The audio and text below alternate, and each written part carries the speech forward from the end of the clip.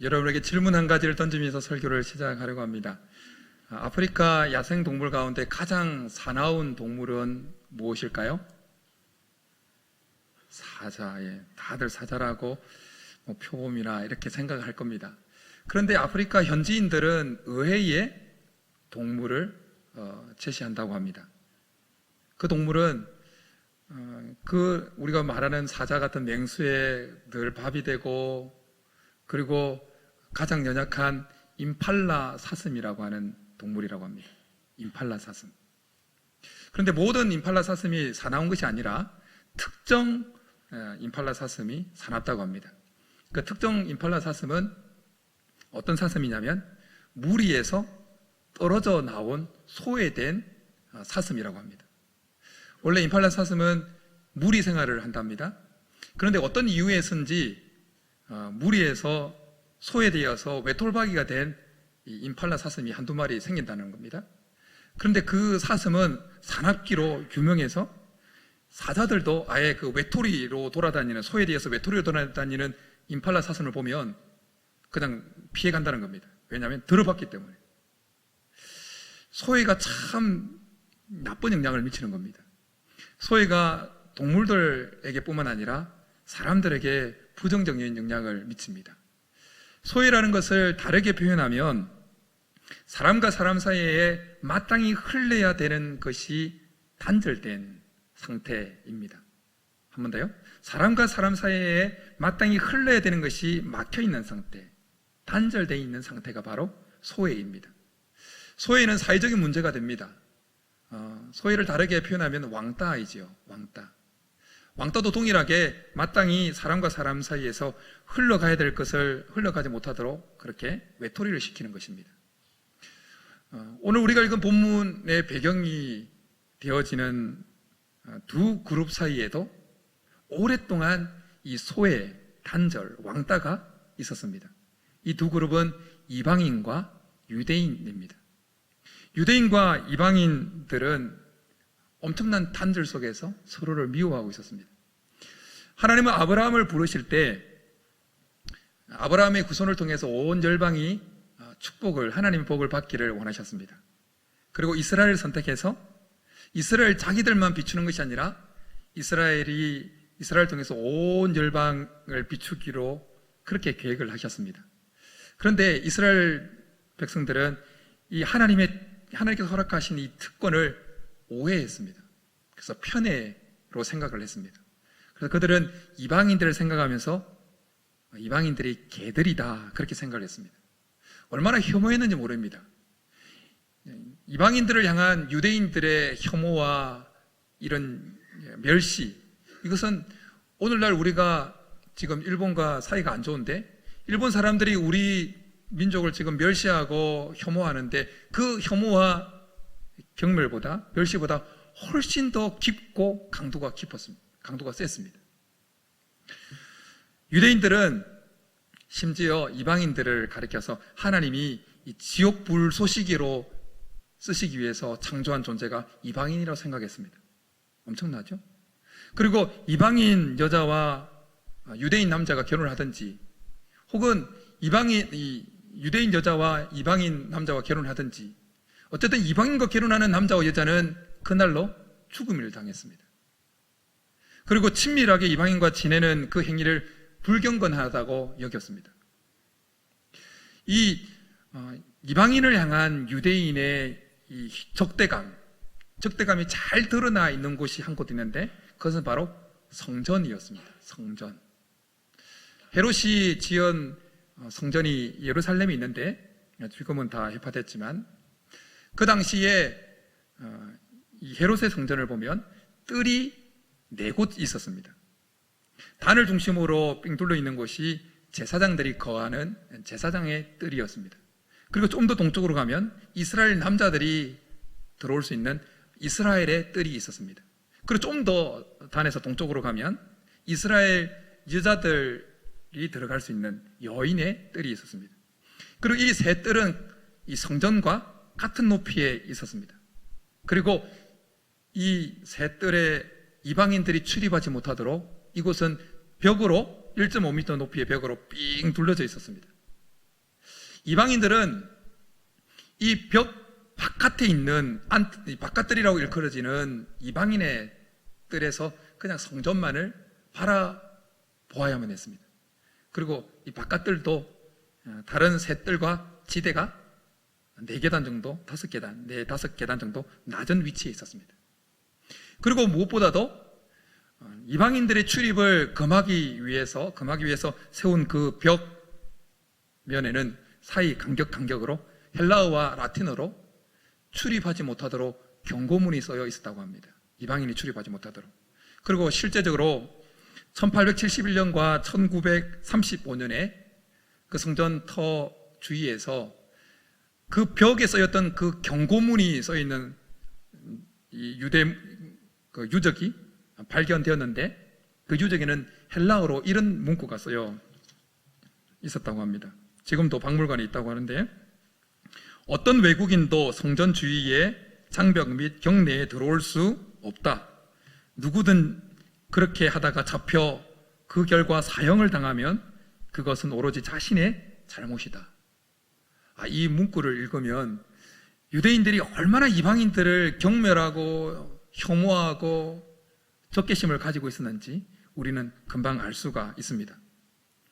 유대인들이 이방인들에게만 그런 감정을, 그런 마음을 가지고 있었던 것이 아니라 이방인들도 유대인들에 대해서 그런 마음을 가지고 있었습니다. 이방인들은 유대인들을 동일하게 저들은 사람도 아니야, 사람들의 적이야, 유대인들은 모든 사람들에 대해서 적개심을 품고 있는 자들이야, 그렇게 생각을 했습니다. 유대인과 이방인 사이의 이 살벌한 적대감으로 인해서 유대인과 이방인 사이에는 전혀 뭔가 교류가 없었습니다. 흐름이 없었습니다. 그래서 하나님께서 유대인을 세워서, 이스라엘을 세워서 흘러보내려고 했던 그 어떤 좋은 것도 이방인들에게, 다른 민족에게 흘러가지 못했습니다. 유대인들은 그냥 자기들만 율법, 하나님께서 주신 그 은혜, 그 구원의 은총, 그걸 가지고 그냥 살았습니다. 그 결과가 어떻게 됐을까요? 그 결과 오늘 우리가 읽은 본문에 보면 이방인들은 그리스도 밖에 있게 되었습니다. 하나님의 언약과 상관이 없는 자로 계속 남아 있었습니다. 세상에서는 소망이 없는 자로 남아 있었습니다. 하나님이 없는 자였습니다. 그러니까 철저히 이방인들은 소외되고 죽어갔습니다. 그렇다고 그 안에 머물렀던 유대인들은 어떻게 정상적으로 은혜를 누리고 하나님께서 허락하신 축복을 받아 누렸을까요? 아닙니다. 이방인들도 철저히 소외되면서 그리스도 밖에 있었고 하나님과 상관없는 자로, 언약과 상관없는 자로 그렇게 죽어 나갔지만, 한편으로 또 유대인들도 흐르지 않은 그 상황 속에서 점점 죽어갔습니다. 마치 이런 것과 같았습니다. 고인 물에 들어있는 물고기처럼 처음에는 좋았는데 그 물이 점점 썩으면서, 고여있는 물이 썩으면서 그 썩은 물을 마시는 고기가 그 점점 죽어가는 것처럼 유대인들이 그렇게 된 것입니다. 이명박 정부 때 실시한 4대강에 대한 논란이 지금도 이어지고 있습니다. 그 논란 중에 하나는 왜 자연스럽게 흐르던 물을 막아서 부작용을 일으키냐, 이것입니다. 이것에 대한 장단점, 잘잘못을 논외로 하고, 한 가지 확실한 사실은 물이라는 것은 흐름을 막게 되어지면 부작용이 생긴다는 것입니다. 녹조가 생기고 썩기도 하고 그렇게 됩니다. 무엇이든 계속해서 흘러야 그 안에 생명력이 살아 있습니다. 계속해서 흘러야 그 안에 신선함이 유지되고 생기가 여전히 유지될 수가 있습니다. 계속해서 흐르지 못하고 막힐 때 강물에 물만 부작용이 생깁니까? 아닙니다. 모든 영역이 다 그렇습니다. 우리 몸을 한번 보십시오. 우리 몸 안에 흐르는 것이 하나 있죠. 뭐가 흐르죠? 피가 흐릅니다. 근데 피가 잘 흐르면 우리 속에 생기가 남습니다. 생명력이 남습니다. 피가 혈액순환이 잘 되는 사람 보면 얼굴 피부가 좋습니다. 생기가 넘칩니다. 그런데 피 안에 피덩어리인 그 혈전이 가득해서 피가 잘 안 돌게 되면 어떻게 됩니까? 돌다가 이게 탁 막히면 어떻게 됩니까? 터지는 거죠. 흐름이 막히는 순간 그곳에 터지는 사고가 나는 겁니다. 그러면 뇌출혈이 일어나고 그럼 반신불수가 되는 겁니다. 이 혈액순환이 안 되면 집중력도 떨어지고 피로감도 잘 안 풀리고 면역력도 떨어진답니다. 죽음이라는 것은 들숨과 날숨이 딱 막히는 겁니다. 들숨과 날숨. 숨의 흐름이 막히는 그 순간이 죽음의 순간입니다. 하나님께서 사람을 흙으로 사람을 창조하시고는 그 후에 뭘 불어넣으셨습니까? 생기를 불어넣으셨습니다. 살아있는 기운을 불어넣으셨습니다. 그런데 그 기운의 흐름이 막히는 그 순간이 어떤 순간이라고요? 죽는 순간입니다. 이 흐름의 중요함은 단순히 우리의 육체에만 적용되는 것이 아니라 우리의 영혼에도, 우리의 삶에도 그대로 적용되어집니다. 우리의 삶에 생명력이 가득하고 우리의 영혼의 생기가, 신선함이 계속해서 유지되기 위해서는 우리의 삶의 영역 속에 뭐든지 막힘없이 계속해서 잘 흐르고 있어야 됩니다. 대표적인 두 영역이 있습니다. 한 영역은 하나님과의 관계 영역입니다. 하나님과의 관계 영역에서 뭐든지 막힘없이 잘 흘러야 됩니다. 잘. 여러분 혹시 집에서 화초를 키우시는 분도 계실 텐데 문을 창문이 꽉 닫혀 있는 그 공간에서 화초가 잘 자랄 수 있을까요? 없을까요? 잘 안 자라겠죠. 저도 사무실에 화분을 몇 개 두고 있는데요. 그런데 이제 사무실이 이 길 쪽에 있어서 창문을 열어놓으면 먼지가 들어와서 그거 싫어서 이제 창문을 꼭꼭 닫아놓고 지냈거든요. 근데 어느 순간 파릇파릇하던 화분에 있는 화초의 잎들이 시들시들해지더니 하나씩 똑똑 떨어지더라고요. 그래서 혹시 물을 안 줘서 그런가 싶어서 정기적으로 물을 줬는데도 여전히 똑똑 더 잘 떨어지더라고요. 그래서 아차 싶어서 이게 공기 흐름이 막혀서 그렇구나 싶어서 창문을 이제 열어놓고 지내기 시작했습니다. 그러니까 그 순간부터, 그 다음날부터 더 떨어지지 않더라고요. 성령을 헬라어로 푸뉴마라고 합니다. 푸뉴마. 그런데 푸뉴마라고 할 때 이 성령을 가리키는 푸뉴마에는 성령, 영이라는 뜻 말고도 숨, 공기, 바람이라는 뜻이 있습니다. 여러분, 꽉 막힌 상태에서 공기가 통하지 않는 창문이 꽉 닫혀 있는 그 공간에서 파릇파릇한 잎들이 다 시들시들고 똑똑 떨어지는 것처럼 하나님의 그 생기, 성령, 푸뉴마, 호흡이 우리의 삶 가운데, 우리의 영혼 속에 들어오지 못하면 우리의 영혼은 시들시들해지고 우리 삶에 하나님께서 허락해 놓으신 좋은 것들이 하나씩 똑똑똑 떨어지는 겁니다. 하나님과 우리 사이에 나 있는 창문이 꽉 닫혀 있으면 하나님의 숨이 안 들어오는 거예요.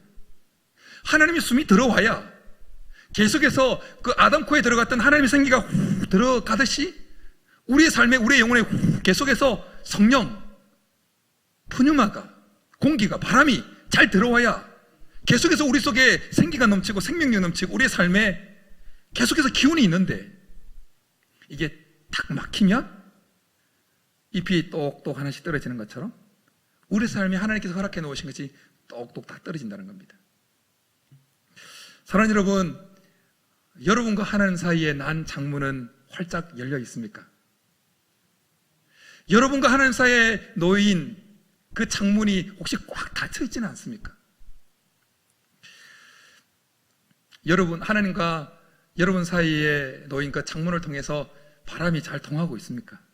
성령이 잘 통하고 있습니까? 하나님의 숨이 잘 들락날락거리고 있습니까? 그렇게 될 수 있기를 간절히 축복합니다. 아담이 에덴 동산에서 하나님과 막힘없이 그렇게 지낼 때 하나님으로부터 온갖 좋은 것들이 막힘없이 아담에게 흘러 들어왔습니다. 막힘이 없었어요. 계속 흘렀습니다. 그러니까 하나님으로부터 온갖 좋은 것들이 아담에게 능력이고 하나님의 따스함이고 배려고 기쁨이고 감사고 계속해서 아담에게 들어온 거예요. 그러니까 아담은 우리가 상상을 뛰어넘는 일들을 감당해냅니다. 그 중에 하나가 뭐냐면 동물들 이름을 짓는 겁니다. 여러분, 사람 이름 짓는 것이 힘듭니까? 안 힘듭니까?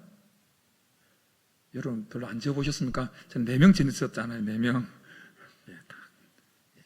이름 짓는 거 쉽지 않습니다.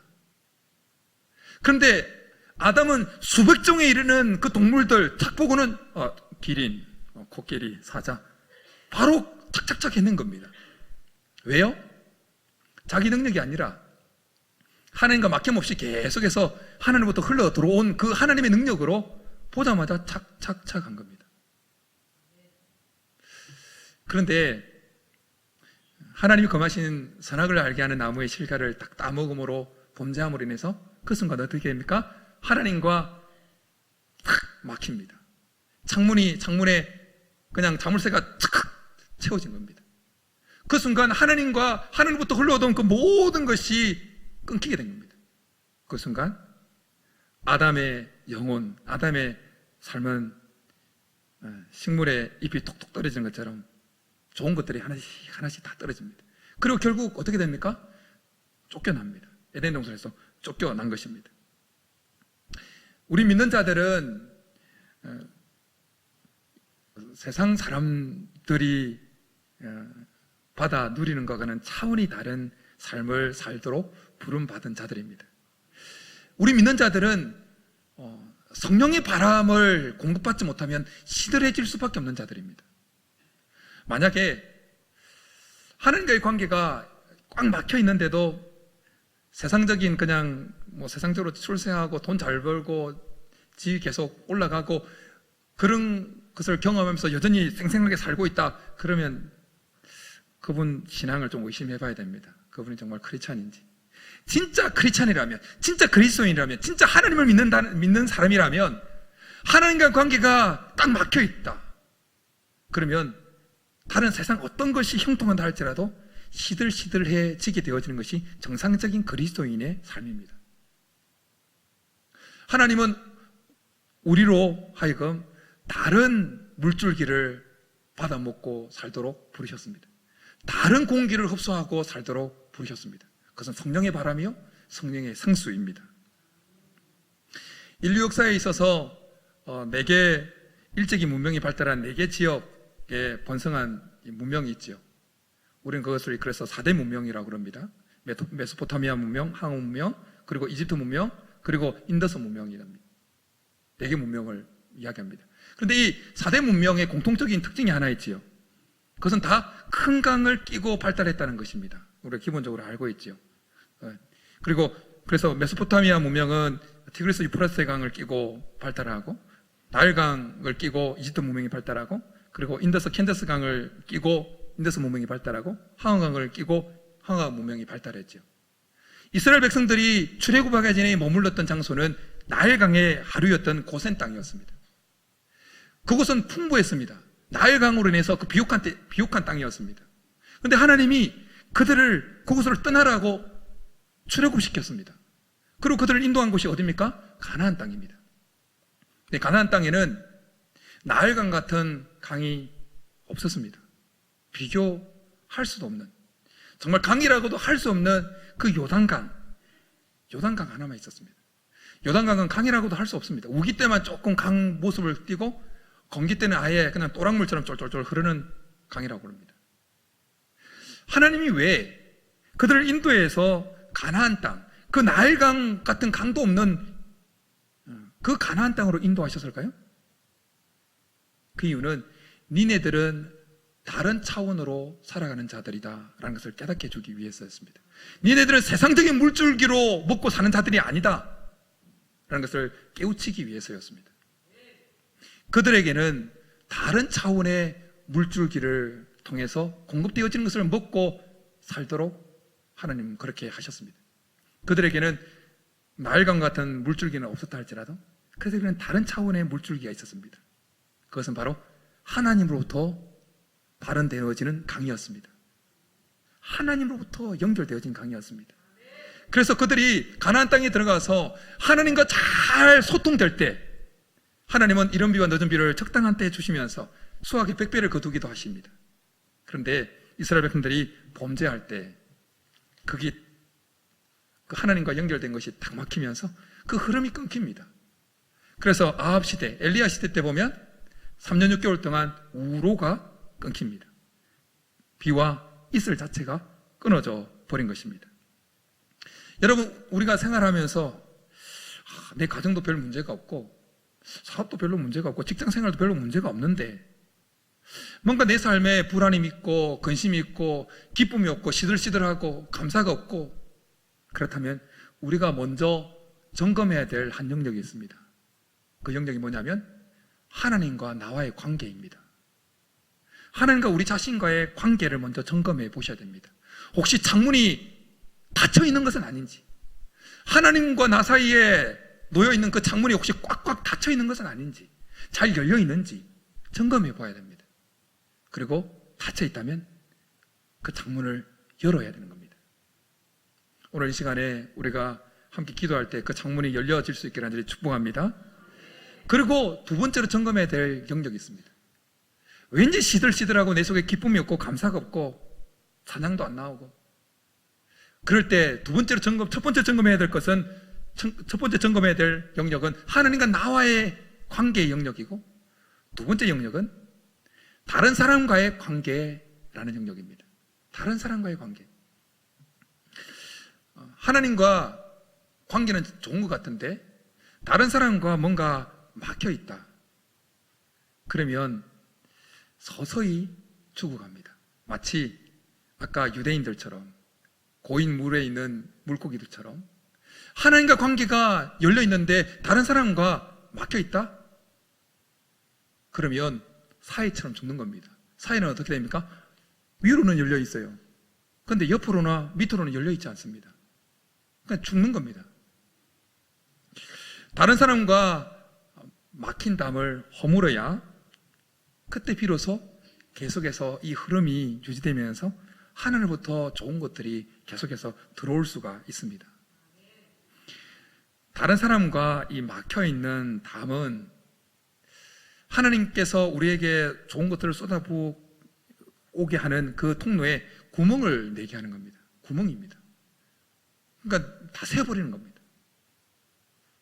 그러게 결국 뭐냐면 다른 사람과의 관계에서 놓여있는 그 담은, 그 막힘은 사실은 사람 사이의 막힘이 아니라 하나님과 우리 사이를 막게 하는 담이다라는 겁니다.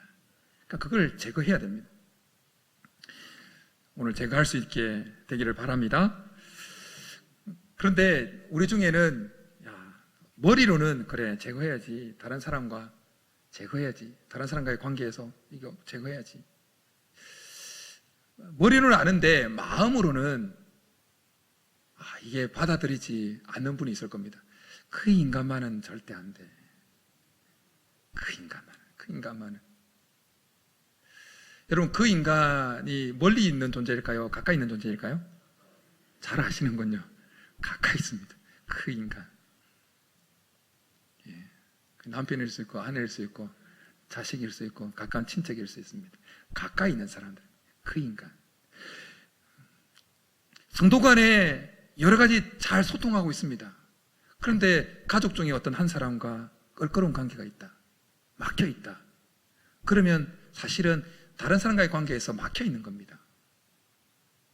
다 뻥뻥 뚫려 있어야 막힘없이 흐르는 겁니다. 막히면 어떻게 된다고요? 터집니다. 막히면 사고가 나는 겁니다.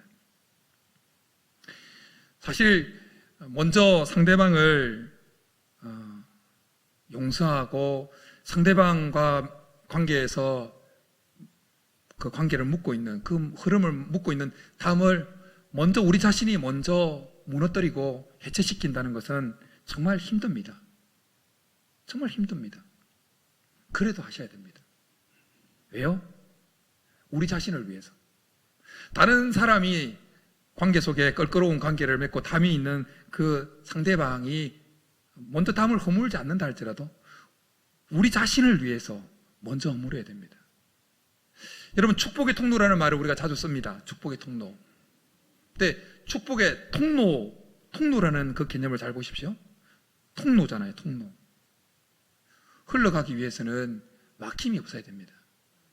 그리고 더 중요한 사실은 그 막힘 없이 뭔가 하나님께서 허락하신 그 축복이 우리가 통로가 되어서 흘러가게 되어질 때 먼저 가득 채움 받는 곳은 어디입니까? 상대방이 아니라 우리 쪽입니다. 통로가 되는 사람이 먼저 가득 채워지는 겁니다. 그러니까 우리가 살기 위해서, 우리가 하나님의 복을 계속해서 유지하기 위해서는 먼저 상대방과 맺혀 있는 그 담을 먼저 허물어야 됩니다. 근데 쉽지는 않죠. 그래도 해야 됩니다. 이번 주 중에 처음으로 교회 성도님 몇 분과 함께 라이딩을 했습니다. 자전거를 탔습니다. 처음인데 가장 기본적인 거리인 30km를 탔습니다. 감이 잘 안 오시죠? 자전거 안 타시는 분들은. 처음인데 야간 주행을 했습니다. 겁도 없이. 한 4시간 정도, 쉴 때 타는 건 한 2시간 반 정도 탔는데요. 근데 우리 교회에서 시흥을 거쳐서 생태공원 또 가서 이제 들어왔는데요. 같이 가시는 분들은 뭐 자전거를 늘 타시던 분이니까 잘 타시더라고요. 근데 저는 잘 탔을까요? 못 탔을까요? 갈 때는 다들 그랬다. 목사님 잘 타신다고. 그럴 수밖에 없고 다 내리막길이었거든요. 다 내리막길. 여기서 시흥까지 가는데 거의 다 내리막길이었거든요. 잘 타신다고. 그런데 이제 올 때가 이제 오르난 거예요. 이제 올 때 시흥에서 우리 시흥까지 부천까지 넘어올 때 고개가 이제 다 오르막길이에요. 오르막. 한 고개 넘고 또 한 고개 넘고 밤늦게까지 탔거든요. 체력이 바닥 났죠. 한 고개. 마지막 시흥에서 부천 넘어오는 그 고개 있잖아요. 거기가 마지막 고비였어요. 근데 같이 가셨던 분이 그러셨어요. 목사님 힘드시면 내려서 끌고 올라가세요. 근데 제가 자존심이 있어가지고 내리지는 않고 어떻게든 성공해 보려고 그 마지막 그 고개를 넘어오는데요. 정말 죽을 것 같더라고요. 숨이 턱턱 막히고요. 그래도 마지막 페달 한 발 밟아가지고 탁 넘어오니까 뭔가 성취감이 있었어요. 근데 여러분, 다른 사람과의 관계에서 그 막힌 담, 그 담을 제거하는 것은 우리의 감정의 오르막을 한 곱이 한 곱이 넘는 것입니다. 참 쉽지가 않아요. 그 담, 다른 어떤 것은 해결할 수 있지만 사람 사이에 맺혀진 그 담, 인간관계에서 맺힌 그 담을 넘는 것은 우리의 감정의 높은 고개를 한 고개 넘어가는 행위입니다. 그렇기 때문에 엄청난 감정적인 체력 소모가 있습니다. 엄청난. 제가 아까 했던 것처럼 육체적인 체력이 소모되는 것처럼 다른 사람과의 관계의 그 담을 넘는 것은 엄청난 감정적인 체력의 소모가 있습니다. 그리고 마지막 고비, 그 말씀 들으면서 그래, 마지막 고비를 넘을 때 정말 죽을 것처럼 느껴집니다.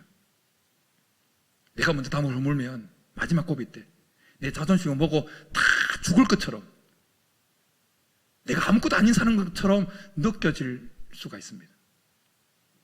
그러나 힘들다 할지라도 그 감정의 페달을 한 번 더 밟아야 됩니다. 그 감정의 페달을 한 번 더 밟아야 돼요. 그래야 넘을 수 있습니다. 그렇게 할 수 있기를 축복합니다. 근데 감사한 것은 오늘 우리가 읽은 본문에 보니까 우리 힘만 그렇게 동원해서 그 막힌 담을 넘으라고 말씀하지 않고 한 가지 우리 감정의 페달에 힘을 더해 줄 수 있는 한 분을 우리에게 소개해 주고 있습니다. 그분이 누굽니까? 예수 그리스도입니다. 예수 그리스도. 죽을 것 같을 때 예수님이 오셔서 힘내라고 밟아주는 겁니다. 예수 그리스도의 손을 붙잡고 나아가는 겁니다. 그래서 오늘 사도 바울은 우리가 읽은 본문에서 쭉 그리스도의 십자가, 그리스도 계속해서 언급합니다. 하나님과 우리 사이에 그 막힌 담의 주 원인이 뭡니까? 죄입니다. 죄. 그 막힌 담, 그 흐름을 방해하는 것을 꽤 부술 수 있는 아주 중요한 연장이 오늘 본문에 제공되어지는데 바로 그것이 예수 그리스도입니다. 그 예수 그리스도라는 연장을 가지고 그 담을, 하나님과 우리 사이에 흐름을 방해하는 그것을 팍 치는 순간 와르르 무너져 내리는 겁니다. 동일하게 사람과 사람 사이에 있는 그 흐름을 방해하는, 그걸 깨부수는, 그게 적개감일 수도 있고 적대감일 수도 있는데, 그걸 깨부술 수 있는 능력도 바로 예수 그리스도에게 있습니다. 그래서 바울은 14절에서 이렇게 고백합니다. 그는 우리의 화평이신지라 둘로 하나를 만드사 원수된 것 곧 중간에 막힌 담을 자기 육체로 허시고. 지난 새가족 만찬 때 말씀드렸던 부분을 잠깐 언급하고 말씀을 마치려고 합니다. 사람과 사람 사이에 생겨나는 담, 그리고 그 담이 공고해지는 이유는 서로 간의 차이 때문입니다. 차이, 성격의 차이, 말하는 것의 차이, 생각의 차이, 해석의 차이, 성장 배경의 차이 때문에. 똑같으면 뭐 담이 안 생길 텐데, 그 차이로 인해서 오해가 생기고, 그 차이로 인해서 그 오해가 더 공고해져서 계속해서 담이 생기는 겁니다. 근데 여러분, 새가족 만찬 때 말씀드렸던데, 수학에서 분수라는 것이 있습니다. 뭐 4분의 3, 2분의 1 이런 분수. 근데 이 분수에서 이 분모가, 밑에 있는 게 분모잖아요. 기본적으로 알고 있듯이 밑에 있는 분모가, 공통분모가 두 분수가 있을 때 공통분모가 엄청 커지면 그 분자는 별로 영향력을 미치지 못합니다. 우리 안에, 저 사람과 나 사이에 우리 안에 예수 그리스도가 공통분모로 꽉 자리하게 되어지면 우리의 성장 배경, 성격, 해석의 차이, 이런 개인적으로 가지고 있는 그 차이가 관계에 있어서 전혀 별로 영향을 미치지 않게 된다는 것입니다. 예수 그리스도가 중심에 있어야 되는 겁니다. 바라기는 오늘 이 시간 예수 그리스도가 하나님과 우리 사이 한 중심에 있기를 간절히 축복합니다. 그리고 우리와 우리 사이, 사람과 사람 사이, 가족과 가족 사이에, 사람과 사람 사이에 예수 그리스도가 한 중심에 있기를 간절히 축복합니다. 그럴 때 막혔던 그 모든, 막히게 만드는 그 모든 것들이 예수 그리스도의 이름에 녹아내리고 파괴되어질게 될 것입니다. 그러면 다시 흐르게 될 것입니다. 흐르게 되어지면 하나님의 온갖 좋은 것들이 들어오게 될 것입니다. 바라기는 날마다 예수 그리스도를 하나님과 우리 사이, 사람과 사람 사이에 한 중심에 세워서 언제나 막힘이 없어 하나님께서 허락하신 풍성한 것들을 다 받아 누리는 저와 여러분이 될 수 있기를 주님으로 축복합니다. 우리 말씀 생각하면서 예수의 이름으로 나는 일어서리라. 예수님의 이름에 의지해서 그 모든 막힘을 뚫고 일어나겠다는 고백을 가지고 찬양하고 기도하며 나가겠습니다. 예수의 이름으로, 예수의 이름으로 나는 일어서리라. 주가 주신 능력으로 나는 일어서리라. 원수가 날 향해 와도 쓰러지지 않으리. 주가 주신 능력으로, 주가 주신 능력으로, 주가 주신 능력으로 일어서. 우리 한 번 더 고백하십시다. 예수의 이름으로, 예수의 이름으로 나는 일어서리라. 주가 주신 능력으로 나는 일어서리라. 원수가 날 향해 와도 쓰러지지 않으리. 주가 주신 능력으로, 주가 주신 능력으로, 주가 주신 능력으로 일어서리. 이 시간 우리 말씀 생각하면서 같이 기도하며 나가겠습니다. 여러분, 우리의 삶을 한번 잘 점검해 보십시오. 하나님과 여러분 사이에 난창이 활짝 열려 있습니까? 잘 통하고 있습니까? 바람이 잘 통하고 있습니까? 푸뉴마가, 하나님의 호흡이, 공기가 잘 통하고 있습니까? 다른 사람과의 관계 속에서 혹시 막힌 부분은 없습니까? 막히면 터집니다. 계속해서 흘러야 풍성함이, 신선함이, 생기가, 온갖 좋은 것들이 계속해서 유지될 수가 있습니다. 이 시간 우리가 말씀 생각하면서 하나님, 개인적으로 우리가 주님 앞에 기도하면서 혹시 하나님과 여러분 사이에 막힌 담이 있다면 그 죄 문제를 예수 그리스도의 십자가 앞에 내려놓고 해결함 받고, 또한 다른 사람과의 관계 속에서 막힌 것이 있다면 제 능력으로는 부족하오니 성령님 도와주셔서, 예수님 도와주셔서 예수님의 이름으로 그 모든 것들을, 그 고개를 넘어서 그 감정의 페달을 한 번 더 밟아서 넘어갈 수 있게, 그 흐름을 다시 회복할 수 있게 도와달라고 우리 말씀 생각하면서 주여 한번 부르고 기도하며 나가겠습니다. 주여, 살아계신 하나님 아버지, 우리 속에 한 번 더 말씀을 통해서 우리의 삶을 비춰봅니다. 우리의 영혼을 비춰봅니다. 하나님과 우리 사이의 그 관계 속에 하나님 막힌 부분들, 죄 문제, 하나님 예수 그리스도의 십자가 앞에 내려놓습니다. 하나님 완전히 녹아지게 하여 주시고 완전히 깨어져서 하나님과 우리 사이의 관계가 하나님 막힘없이 모든 것이 끊임없이 잘 흐르는 관계가 되게 도와주시고, 다른 사람과의 관계 속에서 하나님 막힌 담, 하나님 쉽게 제거하기 쉽지 않은 그 사람과의 관계 속의 담, 주님 우리 힘으로는 부족함을 고백합니다. 예수님의 능력으로, 예수님의 이름으로 하나님 우리가 그 담을 허물고 그 담을 넘어서서 다시금 그 흐름이 자연스러운 흐름을 회복하기를 원하오니 주님 우리에게 은혜를 베풀어 주셔서 하나님과의 관계 속에서나 다른 사람과의 관계 속에서 어떤 곳에서나 막힘없이 모든 것이 잘 흘러서 하나님께 주신 온갖 좋은 것들을 풍성히 받아 누리는 믿음의 성도들 다 되게 도와주옵소서.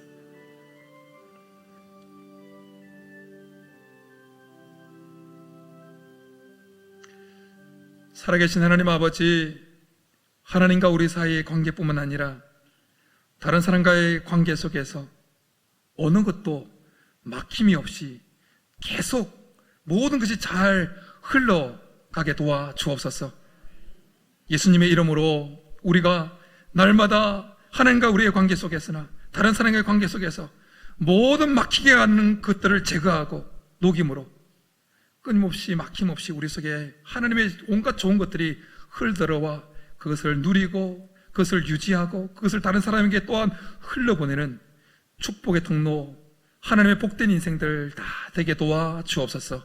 그렇게 주기를 간절히 바라고 나오며 예수님의 이름으로 축복하며 기도드립니다. 아멘.